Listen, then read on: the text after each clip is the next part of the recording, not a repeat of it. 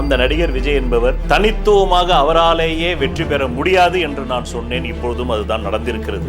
அதிமுகவின் 25 அமைச்சர்கள் ஃப்ளோர் டெஸ்டிலே வாக்களித்ததால் தான் 144 தொகுதிகள் பெரும்பான்மையோடு இப்பொழுதையே தாவேக ஆட்சி நடந்து கொண்டிருக்கிறது. 2021 மு.க. ஸ்டாலின் அவர்கள் அரசு வர முடியாது என்றேன், வந்தார். அதன் விளைவு இன்று ஒவ்வொரு தமிழ்நாட்டு குடிமகனின் தலையில் 1.5 லட்சம் கடன் என்று வெள்ளை அறிக்கையை மரிய வில்சன் அமைச்சர் அவர்கள் வெளியிட்டார் அல்லவா. 75 வருடங்கள் வரலாற்றில் இல்லாத கடன் சுமையை ஏற்றும் அளவிற்கு அவருக்கு ஒரு தெனாவட்டும் தைரியமும், இன்னும் சூரியன் உள்ள வரையிலும் நாம் தான் ஆட்சி செய்வோம், அடுத்தது நம்முடைய மகன் உதயநிதி, அடுத்தது இன்பநிதி, அடுத்தது துன்பநிதி என்ற இருமாப்பினால் ஸ்டாச்சுரேஷனுக்கு போனதனால் தான் திமுக தலைவரே தோற்றார். அப்படித்தான் அண்ணா திமுகவும் தோற்றது.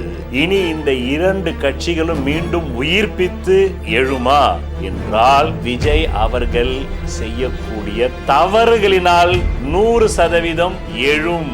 அப்படி இந்த திமுகவும் அதிமுகவும் வரலாம்.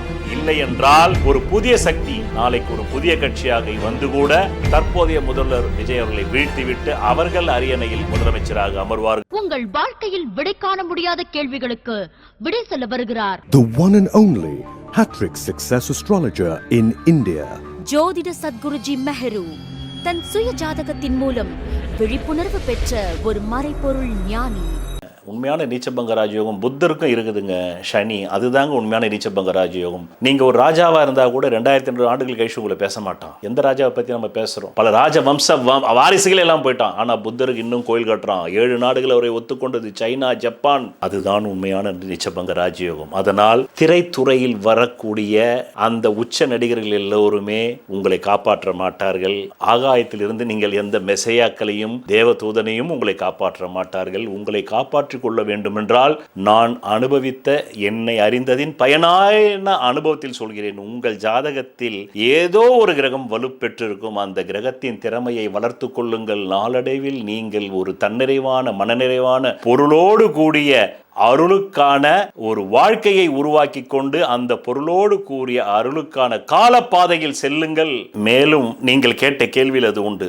இந்த 2026ஆம் ஆண்டு தேர்தலில் தாவேகா தனித்துவமாக வெற்றி பெற்று அவர் முதலமைச்சர் நாற்காலியில் மாண்புமிகு முதல்வர், இப்போதைய மாண்புமிகு முதல்வர், நாம் இந்த கருத்துக்களை சொல்லும் போது அவர் நடிகர் விஜயாக இருந்தார். அந்த நடிகர் விஜய் என்பவர் தனித்துவமாக அவராலேயே வெற்றி பெற முடியாது என்று நான் சொன்னேன். இப்பொழுதும் அதுதான் நடந்திருக்கிறது. நான் சொன்னது இன்றும் வலையொலியில் இருக்கிறது. யார் வேண்டுமானாலும் பார்த்து கொள்ளலாம். அதிமுகவுக்கு நடிகர் விஜய் அவர்கள் நேரடியாகவோ அல்லது மறைமுகமாகவோ வாய்ஸ் கொடுப்பார். அதன் வாயிலாக அதிமுக வெற்றி பெறும் என்று சொன்னேன். இப்போது அதில் ஒரு சிறு திருத்தம் ஏற்பட்டு அதில் அதிமுகவின் 25 அமைச்சர்கள் ஃப்ளோர் டெஸ்டிலே, அந்த ஃப்ளோர் டெஸ்டிலே வாக்களித்ததால் தான் 144 தொகுதிகள் பெரும்பான்மையோடு இப்பொழுதையே தாவேக ஆட்சி நடந்து கொண்டிருக்கிறது. அதனால் நான் இதை முன்பே சொன்னேன். இனி வரும் எந்த தேர்தலையும் நான் ஜோதிட ரீதியாக கணிக்கப் போவதில்லை என்று என் சேனலில் கூட அந்த பதிவு இன்னும் உண்டு. அதனுடைய லிங்கை வேண்டுமானால் இந்த பதிவிற்கு கீழும் நான் தர சொல்கிறேன். என்னுடைய SMO செய்பவர்களை இனி வரக்கூடிய எதிர்காலத்தில் அனைத்து கணிப்புகளையும் நான் ஜோதிட ரீதியாக சொல்ல மாட்டேன், சொல்ல வாய்ப்பில்லை. என்னுடைய விழி ஞானத்தாலும், என்னுடைய அப்சர்வேஷனாலும், என்னுடைய உள்ளுணர்வாலும் நான் மனிதர்களை, அதுதான் பகவான் ஓஷோ சொல்வார், உங்களையே நீங்கள் எந்த அளவிற்கு ஊடுருவி பார்த்துள்ளீர்களோ அந்த அளவிற்குத்தான் நீங்கள் எதிரியையும், உங்கள் எதிரே இருப்பவரையும், எதிராளியையும் ஊடுருவி பார்ப்பீர்கள். அப்படி நான் நடிகர் விஜய் அவர்களை ஊடுருவி பார்த்ததால் தான் அவரால் தனித்துவமாக வெற்றி பெற முடியாது. ஒன்று அதிமுக ஆட்சி அமைத்தால் அதற்கு விஜயனுடைய அனுகிரகம் இருக்க வேண்டும். அப்பொழுதுதான் அதிமுகவும் ஆட்சி அமைக்க முடியும். மேலும் 3ஆம் 4ஆம் இடங்களுக்கு திமுக போகும் என்று சொன்னேன். இப்போது திமுக அதே போல்தான் போயிருக்கிறது. அவர்கள் எதிர்கட்சியில் வேண்டுமென்றால் 2ஆம் இடத்தில் இருக்கலாம். ஆனால் அந்த தலைவரே தோற்கடிக்கப்பட்டார். அது 4ஆம் இடம் அல்லவா? அதனால் என்னை போன்ற தன்னை அறிந்த மறைபொருள் ஞானிகளில் வாயில் இருந்து ஒன்று வருகிறது என்றால் அப்சர்வேஷனாக, ஞானத்தின் ஊற்றாக, உள்ளுணர்வின் பலனாக வருகிறது என்றால் இட் கேன் பி, அந்த பிரிடிக்ஷன் நடப்பதற்கு டிலே ஆகலாம், but it cannot be denied. அது காலதாமதமாகலாம் நடப்பதற்கு, ஆனால் நடக்காமல் போகாது என்பதற்கு 2021 மு.க. ஸ்டாலின் அவர்கள் அரசு வர முடியாது என்றேன், வந்தார். அதன் விளைவு இன்று ஒவ்வொரு தமிழ்நாட்டு குடிமகனின் தலையில் 1.5 லட்சம் கடன் என்று வெள்ளை அறிக்கையை மரிய வில்சன் அமைச்சர் அவர்கள் வெளியிட்டார் அல்லவா? இதுதான் சொல்வது. என்னை போன்ற என்னையே நான் ஊடுருவி பார்த்தவன், அதனால் என்னால் யாரையும் ஊடுருவி பார்க்க முடியும் என்ற அந்த கோணத்தில் தான் நான் இந்த 2026 தேர்தலையும் சொன்னேன். அதன்படிதான் அது நடந்தும் உள்ளது. இப்போது அடுத்ததாக நீங்கள் கேட்டீர்கள், இதுவரையிலும் திமுகவின் ஆன்டி இன்கம்பன்ஸை ஏன் அதிமுக கொள்முதல் செய்யவில்லை என்றால், அவர் ஒரு சரியான எதிர்க்கட்சியாக நடந்து கொள்ளவில்லை எடப்பாடி பழனிசாமி, அதனால் செய்ய முடியவில்லை. மேலும் வியாபாரத்திலும் அரசியலிலும் ஒரு மார்க்கெட்டிங் ஸ்ட்ராட்டஜி உண்டு. அது என்னவென்றால், எந்த ஒரு புதிய பொருளாக இருந்தாலும் எந்த ஒரு கட்சியாக இருந்தாலும் அது அறிமுகமாகும், அதற்கு பெயர் இன்ட்ரோடக்ஷன், பிறகு அது வளரும், அதற்கு பெயர் growth, பிறகு அதனுடைய growth உச்சத்தை தொடும், அதுதான் பீக், பிறகு சேச்சுரேஷன் பாயிண்டிற்கு விழும். அப்படி தமிழ்நாட்டில் ஒரு காலத்தில் அண்ணாவால் தொடங்கப்பட்ட திமுக growth, முதலில் இன்ட்ரோடக்ஷன், growth அல்ல.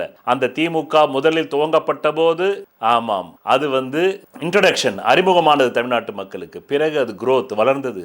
பிறகு அதனுடைய உச்சம் 2021 to 26 மு.க. ஸ்டாலின் அவர்கள் 75 வருடங்கள் வரலாற்றில் இல்லாத கடன் சுமையை ஏற்றும் அளவிற்கு அவருக்கு ஒரு தெனாவட்டும் தைரியமும், இன்னும் சூரியன் உள்ள வரையிலும் நாம் தான் ஆட்சி செய்வோம், அடுத்தது நம்முடைய மகன் உதயநிதி, அடுத்தது இன்பநிதி, அடுத்தது துன்பநிதி என்ற இருமாப்பினால் ஸ்டாச்சுரேஷனுக்கு போனதனால்தான் திமுக தலைவரே தோற்றார். அப்படித்தான் அண்ணா திமுகவும் தோற்றது. இனி இந்த இரண்டு கட்சிகளும் மீண்டும் உயிர்ப்பித்து எழுமா என்றால், விஜய் அவர்கள் செய்யக்கூடிய தவறுகளினால் 100% எழும். அப்படி தற்போதைய மாண்புமிகு முதல்வர் விஜய் அவர்கள் செய்யக்கூடிய தவறுகளை கொள்முதல் செய்து ஆட்சி பொறுப்புக்கு வரக்கூடிய அளவிற்கு நிர்வாக திறனும் மதியுகமும் நல்ல தன்மைகளை ஓரளவுக்கு வளர்த்து கொண்டால் இந்த திமுகவும் அதிமுகவும் வரலாம். இல்லை என்றால் வேறு ஒரு புதிய சக்தி தற்போதைய முதல்வர் விஜய் அவர்கள் செய்யக்கூடிய அது ஊழலாக இருக்கட்டும், இப்பொழுதே ஒரு ஊழல் ஆரம்பித்து விட்டதாக அறப்போர் ஜெயராமனுடைய காணொலியை பார்த்தேன். ஆமா, வழக்கு அரசு வழக்கறிஞருடைய நியமனத்தில் தாவகாவை சேர்ந்த ஒரு வழக்கறிஞரே புகார் செய்துள்ளார். ஆமா என்று, அதனால் இப்போதே அவர்கள் ஊழலில் இறங்கிவிட்டார்கள். அதனால் இந்த ஊழல்களையும் அறுவடை செய்வதற்கு அதிமுகவுக்கும் திமுகவுக்கும் அறிவும் நல்ல தன்மை, நான் சொன்ன குறைந்தபட்ச அறம் இருந்தால் அறுவடை செய்யலாம். இல்லை என்றால் ஒரு புதிய சக்தி நாளைக்கு ஒரு புதிய கட்சியாக கூட தற்போதைய முதல்வர் விஜய் அவர்களை வீழ்த்திவிட்டு அவர்கள் அரியணையில் முதலமைச்சராக அமர்வார்கள் என்பதை என்னுடைய உள்ளுணர்வு பலனாக சொல்கிறேன். இதையும் ஜோதிட ரீதியாக சொல்லவில்லை. ஆரூடம் என்றால் முன் நிகழ்வதை பின்னே ஆரூடித்து யூகித்து சொல்வது என்ற உள்ளுணர்வால், என் ஞான உள்ளுணர்வால் சொல்கிறேன். இனி எந்த காலத்திலும் ஜோதிட ரீதியாக சொல்ல போவதில்லை, அதில் கணக்குகள் இல்லை என்பதால் ஒரு தனி மனித வாழ்க்கைக்குத்தான் ஜோதிடத்தை தெரிந்து கொண்டு அவன் ஜாதகத்தில் உள்ள கிரகங்களை பிராக்டிஸ் செய்ய வேண்டும். This is not a prediction art, this is a practice art என்பதை 10 ஆண்டுகளாக என்னுடைய எல்லா காணொலியிலும் நான் சொல்லி வந்திருக்கிறேன் என்பதை கூறி இதையும் அப்படித்தான் நான் சொல்கிறேன். என்னுடைய உள்ளுணர்வால் ஒரு புதிய சக்தி விஜய் அவர்களுடைய ஊழலையோ அவர்களுடைய குற்றங்களையோ அவர்கள் ஆன்டி இன்கம்பன்ஸை கெயின் செய்து அடுத்த ஆட்சி அமைக்கலாம் என்பதை என்னுடைய உள்ளுணர்வாக வைத்துக் கொள்ளுங்கள், உள்ளுணர்வு பலனாக வைத்துக் கொள்ளுங்கள் என்று சொல்லி நான் இந்த 2026ஆம் ஆண்டு தேர்தல் நாளுக்கு முன்பே சொன்ன காணொளி இப்பொழுதும் என்னுடைய சேனலில் இருக்கிறது. யாரும் பார்த்து கொள்ளலாம். இந்த பதிவிற்கு கீழும் போடுகிறேன். அந்த சேனலில், என்னுடைய சேனலில் பேசியிருக்கிறேன், வேறு ஒரு சேனலில் பேசியிருக்கிறேன், பார்த்து கொள்ளலாம். இந்த தேர்தல் முடிவில் திமுக 4ஆம் இடத்திற்கு போகும், அதிமுக விஜயின் ஆதரவோடு ஆட்சி அமைக்கும் என்று பேசியிருப்பேன். இப்பொழுது நடைபெற்றதும் அதுதான் நடைபெற்றிருக்கிறது. அதில் ஒரு சிறு திருத்தம். தாவேகா 108 இடத்திற்கு அதிமுகவுடைய ஃப்ளோர் டெஸ்ட் நடக்கும்போது அந்த ஃப்ளோர் டெஸ்டில் 24 சி.வி. சண்முகம் உட்பட அவருடைய கூட்டம் 24 பேர்களும் இந்த தாவேகா அரசுக்கு அதிமுக கட்சிக்காக போடப்பட்ட ஓட்டுகளை வாங்கி வெற்றி பெற்றவர்கள் தான் பெரும்பான்மையை உருவாக்கி இருக்கிறார்கள். இல்லை என்றால் 118ஓடு நின்று போயிருக்கும். அது இன்னும் கேவலம். எந்த ஜியோவும் பாஸ் பண்ண முடியாது. அந்த 118க்கு மேல ஒரு 24 உறுப்பினர்கள் என்பது அதிமுகவில் இருந்து என் வாக்கு அங்கேயும் பலித்திருக்கிறது. காரணம், தன்னை அறிந்தவர் பிழை செய்ய முடியாது. அதனுடைய திசை மாறலாம், அதனுடைய பலன் மாறாது என்பதே நான் சொல்வது. அதனுடைய திசை மாறுவது வேறு, அதனுடைய பலன் மாறுவது வேறு. அது மட்டுமல்ல, அதனால்தான் 144 144 தொகுதிகளோடு தாவேக்கா நிற்கிறது. அதுவும் காவல்துறையில் அது 144 தடை உத்தரவில் தான் இன்னும் நின்றுகிட்டு இருக்கு. அதனால் மீண்டும் வரக்கூடிய இடைத்தேர்தலில் கூட அதிமுகவிலிருந்து தான் எல்லோரையும் ராஜினாமா செய்ய சொல்லி அடைத்துக் கொண்டிருக்கிறார்கள். தாவேக்காவில் திமுகவில் இருந்தோ வேறு எந்த கட்சியிலிருந்தும் இல்லை. அங்கேயும் என் வாக்குதான் பலித்துக் கொண்டிருக்கிறது. அதிமுகவில் இருந்தால் நாளொரு மேனி பொழுதொரு வண்ணமுமாக எம்எல்ஏக்கள் ராஜினாமா செய்து விட்டு போகிறார். அதனால் தன்னை அறிந்த என்னை போன்ற மறைபொருள் ஞானிகளுடைய வாக்கு எந்த காலத்திலும் பொய்க்காது. அது தாமதமாகலாம், ஆனால் இல்லாமல் போகாது. அதற்குத்தான் ஆங்கிலத்தில் it can be deny, it can be delay. delay என்றால் நடக்காமல் போவது. it can be delay but not deny. அது தாமதமாகலாம், ஆனால் அந்த வாக்கு பலித்தே தீரும் என்பதை போல்தான் இப்பொழுதும் இந்த இடைத்தேர்தலில் அதிமுகவிலிருந்து ராஜினாமா செய்துவிட்டு வந்தவர்கள்தான் இந்த தாவேகா அரசை பலம் பொருந்திய அரசாக மாற்றப் போகிறார்கள். இன்னும் எதிர்காலத்தில் அதிமுகவில் இருக்கும் அனைத்து எம்எல்ஏக்கள் கூட இங்கே வருவதற்கான சாத்தியக்கூறுகள் உண்டு. அப்பொழுதும் என் வாக்குதான் பலித்துக் கொண்டிருக்கிறது. அந்த திசைதான் மாறியது.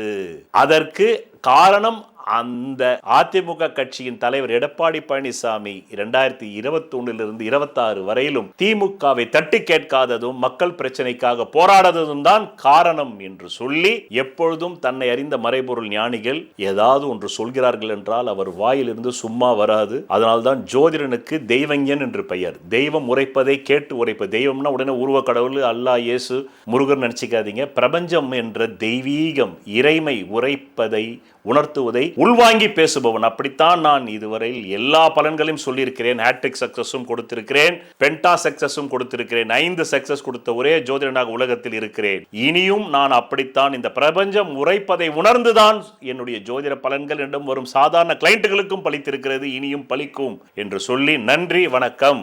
சொல்வதெல்லாம் பலிக்கும் அபூர்வ வாக்கு சக்தி பெற்றவர் மெஹ்ரு அவர்கள். உங்கள் வாழ்க்கையில் பணம், புகழ், பதவி, திருமணம், குழந்தை பேறு, உயர்கல்வி, வெளிநாட்டு யோகம், கலைத்துறையில் வெற்றி, அரசியலில் வெற்றி போன்ற இன்னும் எண்ணற்ற உங்கள் வாழ்வின் கேள்விகளுக்கு ஒரு மனிதன் அவன் ஜாதகத்தை எப்படி அறிந்து கொள்வது?